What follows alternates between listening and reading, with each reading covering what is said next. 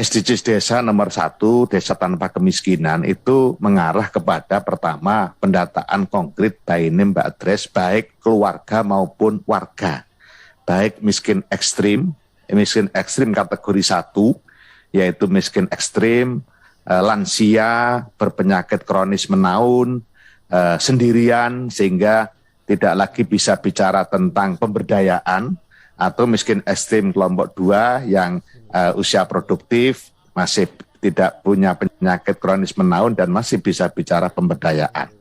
Nah itu sebagai salah satu upaya untuk percepatan penyelesaian berbagai permasalahan yang ada di desa. Begitu juga terkait dengan stunting yang pada SDG itu ada desa sehat dan sejahtera, sehingga di dalam penganggaran di prioritas penggunaan dana desa itu selalu stunting ini masuk, apakah itu terkait dengan pemberian makanan tambahan atau terkait dengan penyediaan posyandu dan penguatan di dalam poskesdes dan lain-lain.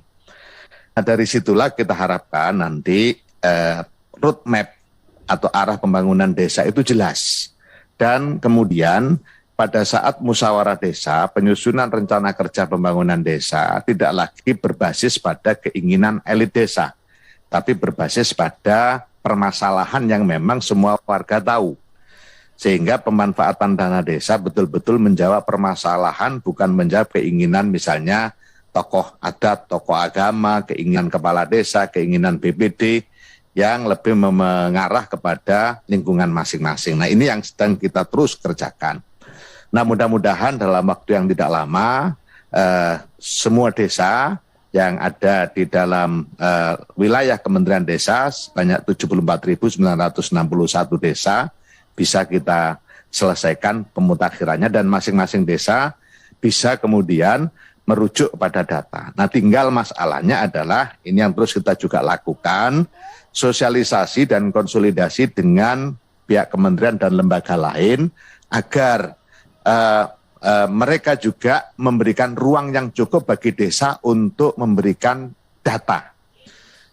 Misalnya kesimpangsiuran antara DTKS yang desa ternyata banyak yang tidak tahu terkait dengan siapa penerima BKH dan lain-lain ketika kita cek. Nah, sehingga terjadi overlap. Misalnya dia masuk BLT, ternyata baru diketahui berikutnya dia mendapatkan jaring pengaman sosial yang lain. Nah untungnya BLT ini fleksibel, yang bisa direvisi setiap saat, yang penting dibawa ke musyawarah desa khusus untuk itu. Nah langkah-langkah inilah yang kemudian terus kita upayakan. Kemudian terkait dengan pemanfaatan dana desa yang lain, di tahun 2021 masih terdapat infrastruktur juga yang dihasilkan dari pemanfaatan dana desa. Nah kalau nanti ini apa yang disampaikan Pak Irmadi Lubis tadi bisa kita tindak lanjuti dan ada celah untuk menuju ke sana, saya pikir apa yang menjadi harapan kita semua, para pimpinan dan anggota Komisi 5, insya Allah bisa akan lebih memungkinkan untuk diwujudkan. Kemudian yang kedua terkait dengan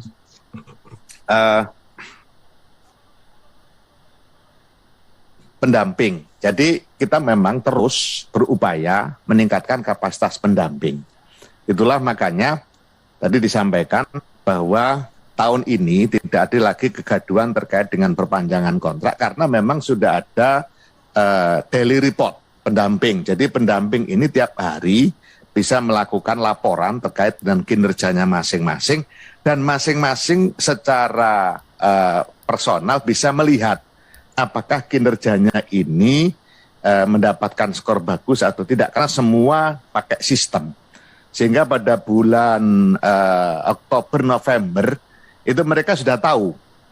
Secara otomatis dari scoring yang muncul di sistem, mereka akan tahu, oh saya sudah, skor saya sudah pada kategori B misalnya, maka posisi saya aman. Ini adalah upaya kita untuk betul-betul objektif dan profesional di dalam menangani pendamping, sehingga tidak lagi ada intervensi-intervensi yang tidak objektif. Nah, ketika skornya C misalnya, masih ada peluang untuk melakukan klarifikasi terkait dengan beberapa laporan yang mungkin karena sistem, karena apa, sehingga tetap peluang untuk melakukan klarifikasi terhadap apa yang dilaporkan dan kinerja yang dilakukan itu bisa dilakukan oleh para pendamping desa. Tapi prinsipnya bahwa kita ingin profesionalitas pendamping desa terus meningkat karena memang tuntutan untuk pendampingan di desa memang sangat dibutuhkan. Nah, itu juga sekaligus terkait dengan pemanfaatan dana desa yang urusannya dengan pertumbuhan ekonomi dan peningkatan SDM. Memang sampai dengan hari ini kami belum berani memutuskan penggunaan dana desa untuk infrastruktur yang tidak bersentuhan langsung dengan pertumbuhan ekonomi dan peningkatan SDM. Tetapi pada saatnya pasti nanti akan ada, misalnya kita sudah mempunyai gambaran untuk desa mandiri yang infrastrukturnya sudah bagus. Bisa saja kemudian, ini yang juga sudah kita sampaikan kepada Pak Mendagri dan Bu Menteri Keuangan, apa tidak mungkin dana desa diberikan ruang untuk bantuan operasional kepala desa. Utamanya tentu bukan satu-satunya, utamanya untuk desa mandiri. Apa yang disampaikan tadi terkait dengan kebutuhan kepala desa operasional supaya tidak kemudian menjadi celah untuk memanfaatkan upaya-upaya yang tidak benar dalam pemanfaatan dana desa, itu solusi yang memang sudah kita usulkan, sehingga untuk desa mandiri sekaligus untuk memberikan motivasi agar kepala desa semangat untuk membawa desanya berkembang menuju desa mandiri. Nah, SDGs desa merupakan penyempurnaan dari Indeks Desa Membangun yang nanti pada gilirannya akan menjadi ukuran-ukuran terkait dengan capaian pembangunan desa dengan 18 ukuran. Desa tanpa kemiskinan, desa tanpa kelaparan, pendidikan desa berkualitas, keterlibatan perempuan desa, desa air bersih dan sanitasi sehat, dan seterusnya sampai SDGs yang ke-18, itu akhirnya pada akhirnya menjadi ukuran-ukuran pembangunan di desa. Sehingga sangat bisa dilihat dampaknya, bukan sekedar outputnya. Meskipun kita juga butuh output, misalnya berapa jembatan yang dibangun dengan dana desa, berapa meter atau kilometer jalan yang dibangun dengan dana desa, itu tetap kita butuhkan. Tetapi selain itu kita juga ingin ada sampai pada outcome-nya, bukan sekedar output. Bapak Ibu sekalian yang saya hormati, kemudian yang terkait dengan serapan anggaran, jujur kami mengakui memang pada hari ini ada penurunan sedikit dibanding tahun 2020 kemarin.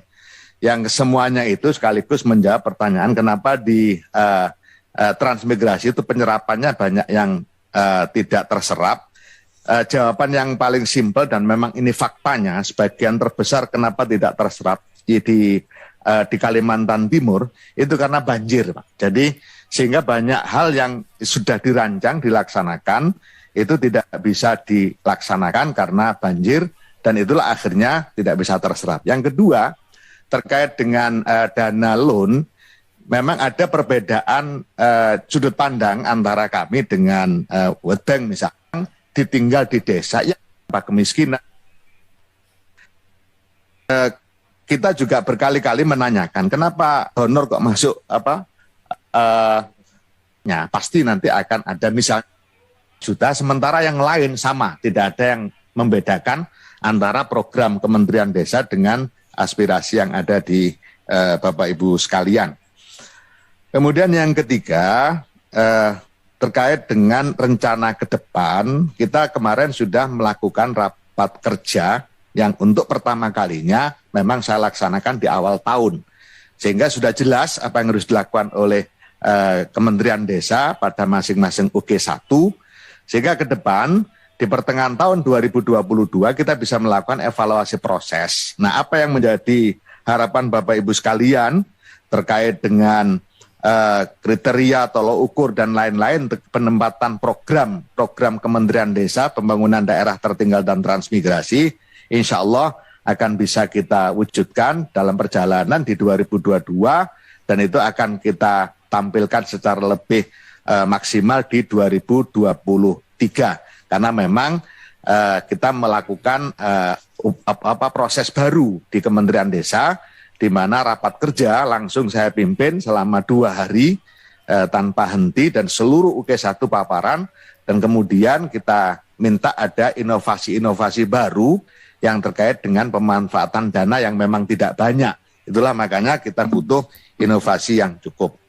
Bapak Ibu sekalian yang saya hormati, kemudian terkait dengan kasus-kasus segera kita tindak lanjuti, kemudian terkait dengan data yang belum sahih akan segera kita perbaiki, dan kami mohon masukan dan saran pada saat rapat dengan pendapat dengan eselon 1 besok dan waktu-waktu yang lain, sehingga apa yang menjadi harapan Bapak Ibu sekalian bisa kita laksanakan secara bersama-sama.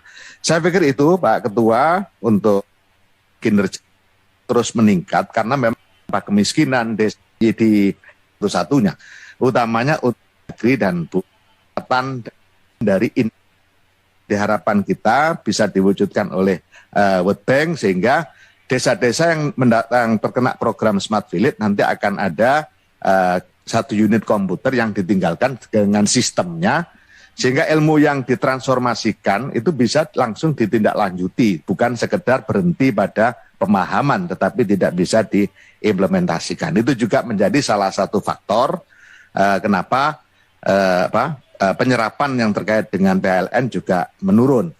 Kemudian terkait dengan nomenklatur, kita juga berkali-kali menanyakan kenapa honor kok masuk belanja barang. Saya juga agak kaget awal melihat itu, kok belanja barang kok di dalamnya ada honor.